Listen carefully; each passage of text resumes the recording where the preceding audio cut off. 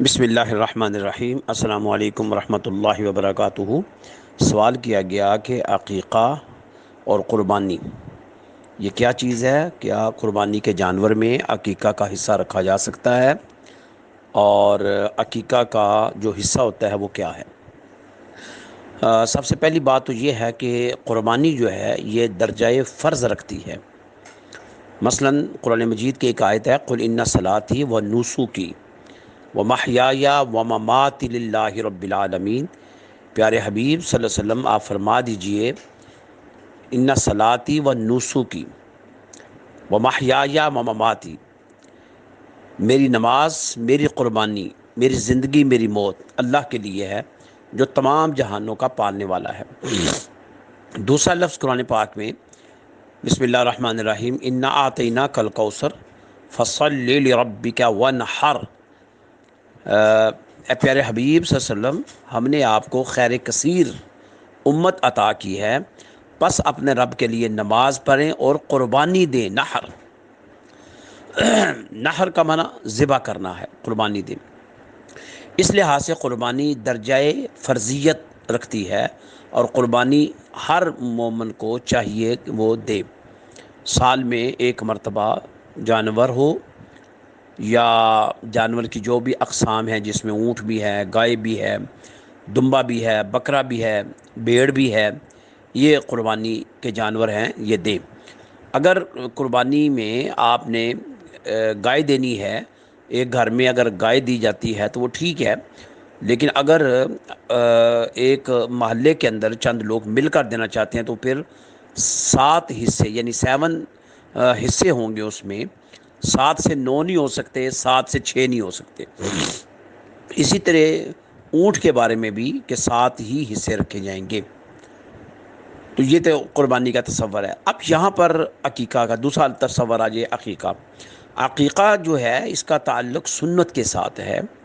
اگر آپ کی حیثیت ہے تو آپ دیں، اگر حیثیت نہیں ہے تو آپ نہ دیں۔ مثلا عقیقہ اصولی طور پر بنتا ہے کہ جب بچہ پیدا ہوتا ہے، 7 ڈیز کا ہو جائے اور سر کے بال منڈائے جائیں، اس وقت اس کے ایک لڑکا ہوگا، اس کے 2 بکرے 2 دمبے دیے جائیں گے، لڑکی ہوگی تو 1 بکرا یا 1 دمبا دیا جائے گا۔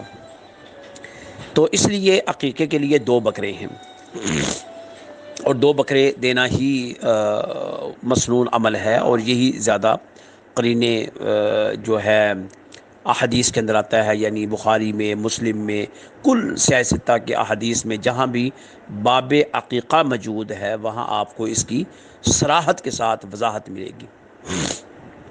اب اس کے اوپر فقہا نے جب آگے ابحاث آئی، جس میں فتاوی عالمگیریہ ہے، فتاوی شامی ہے، بہار شریعت میں موجودہ دور کے ہمارے جو ہیں اہل سنت کے، انہوں نے اس کے اوپر بھی جرا کی ہے۔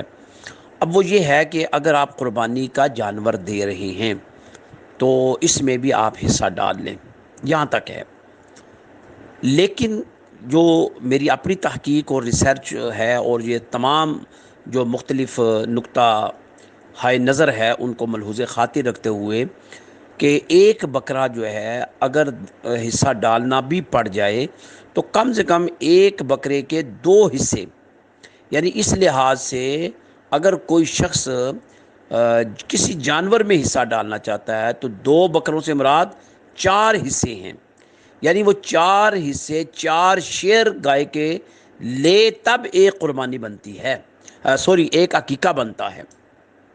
تو بہتر شکل یہی ہے کہ وہ جانور جو ہے وہ دمبے کی شکل میں یا بکرے کی شکل میں دے۔ پھر سن لیں، اگر وہ 4 حصے ہوں، یعنی ایک بکرا 2 حصے کا برابر بنتا ہے، ایکول بنتا ہے، تو 2 بکروں کے 4 حصے بنیں گے۔ 4 حصے اگر اس کے پاس گائے میں سے ہیں تو وہ قربانی عقیقہ دے گا۔ لیکن کیا قربانی کے جانور میں عقیقہ ہو سکتا ہے؟ نہیں، یہ نہیں ہو سکتا۔ آپ یہ دیکھ لیں کہ چاول بہت قیمتی جنس ہے، اور گندم جو ہے وہ اتنی قیمتی چاول کے برابر نہیں ہے، لیکن آپ مکس نہیں کر سکتے۔ زکوٰۃ کو نفل کے ساتھ مکس نہیں کر سکتے، فرض کو سنت کے ساتھ مکس نہیں کر سکتے۔ یہ تمام درجات ہیں، ان درجات کو آپ اپنے اپنے محل پر رکھیں گے۔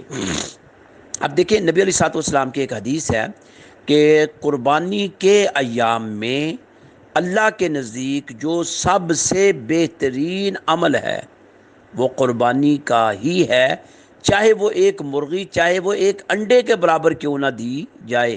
بخاری اور مسلم، ترمذی اور سنن ابی داؤد کے اندر یہ روایات موجود ہیں۔